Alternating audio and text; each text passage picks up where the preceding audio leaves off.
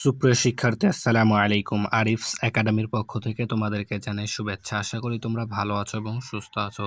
তো আজকে আমরা নতুন অধ্যায় একটা শুরু করতে যাচ্ছি, ঠিক আছে? তো আমাদের এই নতুন অধ্যায়ের নাম হচ্ছে শতকরা, ঠিক আছে? আর তোমাদের বইয়ের পৃষ্ঠা নম্বর হচ্ছে 91, তাই না? তো আমরা আজকে শতকরা শুরু করছি।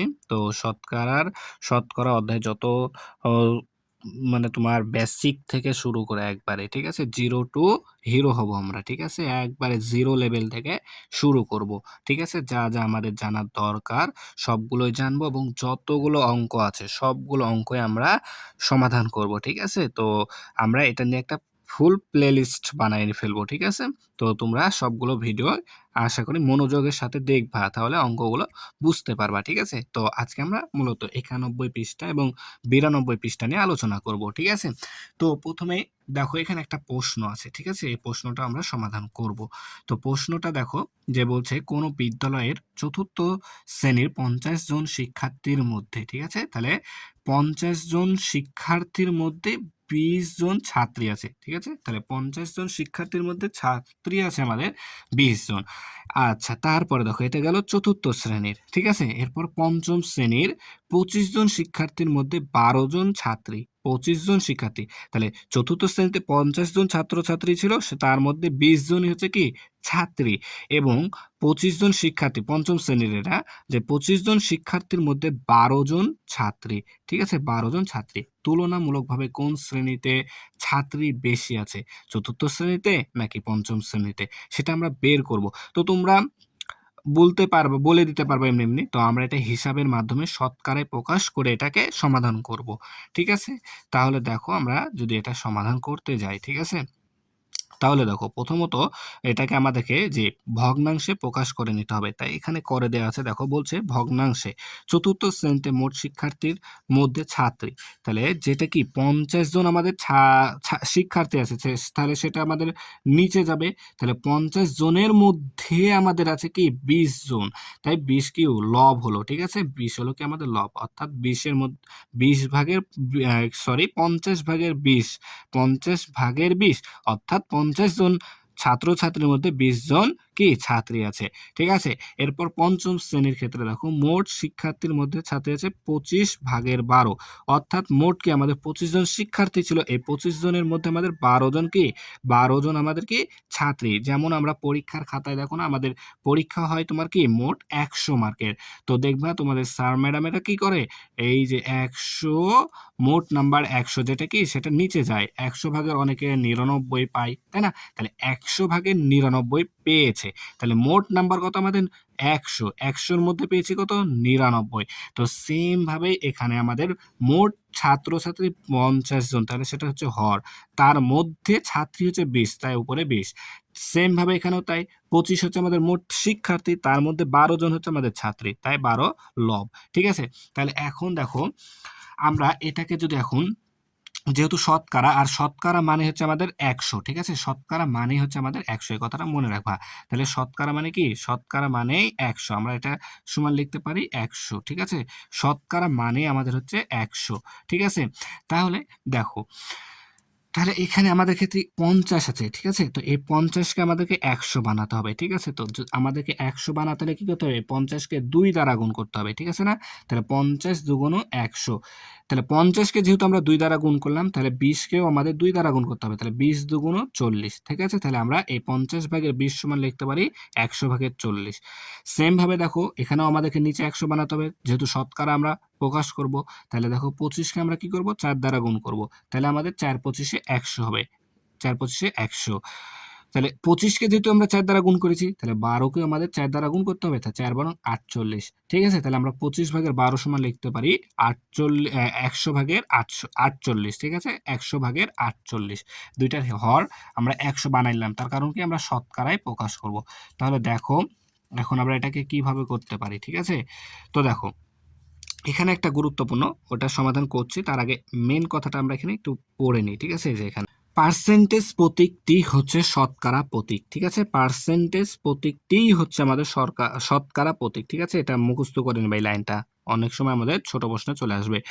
তো পার্সেন্টেজ, ঠিক আছে? এটার নাম কি পার্সেন্টেজ, পার্সেন্টেজ বা শতকরা চিহ্ন এটা, ঠিক আছে? প্রতীকটি হচ্ছে শতকরা প্রতীক। শতকরা হলো এমন একটি ভগ্নাংশ যার লব ১, ঠিক আছে? যার লব কি ১, তাহলে লব হবে ১ আর হর হবে কত? ১০০। হর হচ্ছে আমাদের ১০০, ঠিক আছে? তাহলে এমন একটি ভগ্নাংশ, শতকরা এমন একটি ভগ্নাংশ যার লব ১, হর ১০০, ঠিক আছে? তাহলে আমরা এই পার্সেন্টেজ, এই যে দেখো নিচে, তাহলে আমরা পার্সেন্টেজ প্রতীককে কি ১০০/১ কে নির্দেশ করে, ঠিক আছে না? তাহলে ১০০/১ কে কি পার্সেন্টেজ বলা হয়। তাহলে আমরা পার্সেন্টেজ সমান লিখতে পারি কি ১০০/১। তাহলে 1% সমান কত? তাহলে 1%, তাহলে ১ গুণন, এই যে ১ গুণন পার্সেন্টেজ সমান কত? ১০০/১, ঠিক আছে? তাহলে যদি এখন আমরা এটা আর এটা গুণ করি, তাহলে ১ ১ ১ আর নিচে ১০০ থেকে যাবে, ঠিক আছে? আবার দেখো, তাহলে এখন আবার যদি আমরা এটাকে কি করি দশমিক ভগ্নাংশে নিয়ে যাই, তাহলে দেখো দশমিক ভগ্নাংশ কিন্তু আমরা এর আগের ক্লাসে শিখেছি, ঠিক আছে না? তাহলে এখানে নিচে একটা দুইটা শূন্য, তাহলে এক ঘর দুই ঘর আগে এখানে দশমিক বসবে। তাহলে এখানে যেহেতু কোনো সংখ্যা নাই, তাহলে এখানে শূন্য বসবে, আর দশমিকের আগে সবসময় একটা শূন্য বসে, ঠিক আছে? তাহলে 0.01। সেম ভাবে 2% কথাটি কি? তাহলে 2%, তাহলে 2 গুণ, ঠিক আছে? 2 গুণ, এই যে 2 গুণ পার্সেন্টেজ সমান 100/1, তাহলে এই উপর গুণ হবে, ঠিক আছে? এটার সাথে গুণ হবে, তাহলে 2 কে 2 আর 100 নিচে থেকে যাবে, ঠিক আছে? তাহলে 100/2। তাহলে এটাকে আবার আমরা দশমিকে প্রকাশ করব কি করে? এক ঘর দুই ঘর, এই যে দেখো দশমিক শূন্য কয়টা আছে? একটা দুইটা শূন্য, তার মানে আমাদের এক ঘর দুই ঘর আগে এখানে দশমিক বসবে, তাহলে এই ঘরে সংখ্যা নাই, তাই এখানে শূন্য বসাবো, আর এই দশমিকের আগে কি শূন্য বসে, তাই না? তাহলে 0.02, ঠিক আছে? তাহলে এখন দেখো পার্সেন্টেজ সমান আমরা কথাটা কি শিখলাম, যে পার্সেন্টেজ কথাটা সমান আমাদের হচ্ছে কি 100/1, ঠিক আছে? তাহলে এখন এই যে প্রশ্নটা যেটা আমরা সমাধান করছিলাম ওটা সমাধান করি। তো দেখো আমরা কিন্তু এটা তো বুঝালামই যে 50/20কে আমরা কি করলাম, যেহেতু শতকরায় প্রকাশ করব তাই 100/40 করে নিলাম গুণ করে, ঠিক আছে? তাহলে দেখো, তাহলে এখন আমরা এটা সমান লিখতে পারি, দেখো 40 গুণ 100/1, ঠিক আছে? 40 গুণ 100/1, তাহলে এই 40 এর সাথে গুণ হয়ে গেলে 40 থেকে 40 আর নিচে 100, তার মানে এটাই হয়ে যাচ্ছে। তাহলে আমরা এইভাবেও লিখতে পারি। তাহলে দেখো এখন 40 থাকছে, তাহলে এখানে আর 100/1 সমান কি পার্সেন্টেজ, তাই না? 100/1 সমান পার্সেন্টেজ, আমরা কিন্তু একটু আগে যে নিচে পড়লাম 100/1 সমান পার্সেন্টেজ। তাহলে আমরা এই যে 100/1 সমান আমরা কি লিখতে পারি পার্সেন্টেজ, তাহলে 40%, ঠিক আছে?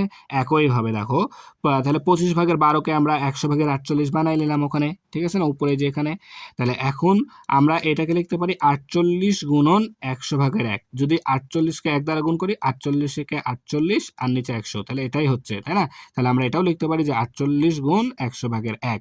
তাহলে দেখো এই 100/1 সমান আমাদের কি? 100/1 সমান আমাদের হচ্ছে পার্সেন্টেজ, তাহলে 48%। তাহলে এখানে আমরা লিখতে পারি 48%। আশা করি তোমরা বুঝতে পারলা। এখন আমাদের প্রশ্ন বলেছিল যে কোন শ্রেণীতে তুলনামূলকভাবে ছাত্র বেশি? তাহলে দেখো এখানে চতুর্থ শ্রেণীতে তাহলে আমাদের ছাত্রী বলেছে, তাই না? ছাত্রী কত পার্সেন্ট? 40%। চতুর্থ শ্রেণীতে ছাত্রী 40%। আচ্ছা, আর পঞ্চম শ্রেণীতে ছাত্রী পাচ্ছি কত?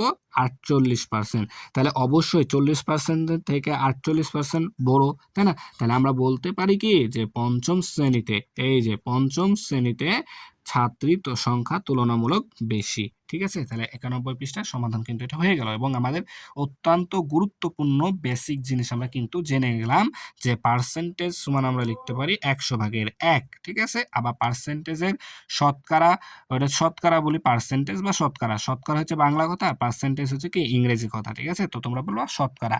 তো শতকরা হলো এমন একটি ভগ্নাংশ কি যার লব 1 এবং হর 100, এটা কিন্তু মাথায় মনে রাখতে হবে, ঠিক আছে? খুব ভালো মতো। তো এবার 92 পৃষ্ঠাটা চলো কিছু সমাধান আছে অঙ্কের করি। তো এবার 92 পৃষ্ঠা, তো ঠিক আছে? 92 পৃষ্ঠার এই যে এগুলো এখন আমরা একটু বুঝবো, ঠিক আছে? তাহলে 1%, তাহলে 1%, তাই না? তো 1% মানে কি? 1% মানে হচ্ছে 1 গুণন পার্সেন্টেজ সমান আমরা পড়লাম কি 100/1, ঠিক আছে? তাহলে আমরা যদি এটাকে গুণ করি, তাহলে 1 1 1 নিচে 100, তাহলে এই যে এটাই পাই, তাই না? তাহলে এটাকে যদি এখন আমরা দশমিকে প্রকাশ করি, দশমিকে প্রকাশ করলে দেখো এখানে একটা শূন্য দুইটা শূন্য আছে নিচে, তাহলে উপরে কি 2 ঘর আগে আমাদের দশমিকটা বসবে, তাহলে এখানে একটা সংখ্যা, এখানে 2 ঘর, এখানে আমাদের দশমিকটা বসবে, তাই না? তাহলে দশমিক আমাদের বসবে এখানে, এখানে আমাদের দশমিক বসবে, তাহলে এখানে কোনো সংখ্যা নাই তাই আমরা এখানে শূন্য দিতে পারবো, তাই না?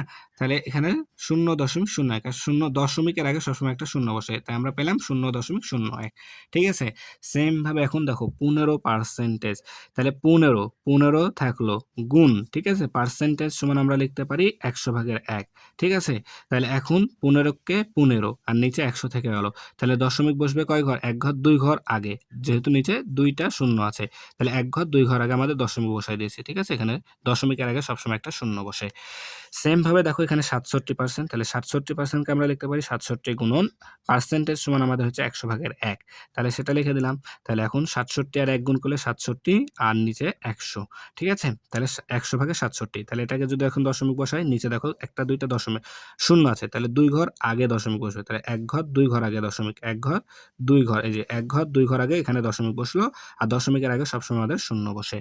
ঠিক আছে না? এখন দেখো 100%। তাহলে 100% সমান কত হবে? তাহলে 100% হচ্ছে কি? তাহলে দেখো 100% সমান আমরা লিখতে পারি 100 গুণন, তাহলে পার্সেন্টেজ সমান 100/1। তাই না? তাহলে আমরা এটা লিখতে পারি, দেখো 100 কে 1 দ্বারা গুণ করো 100 আর নিচে 100। ঠিক আছে? তাহলে দেখো উপরেও 100 নিচেও 100। তাহলে এটা ভাগ অবস্থায় কাটাকাটি করলে 1 হবে। তো সেম আমাদের উত্তর 1 হয়ে গেল।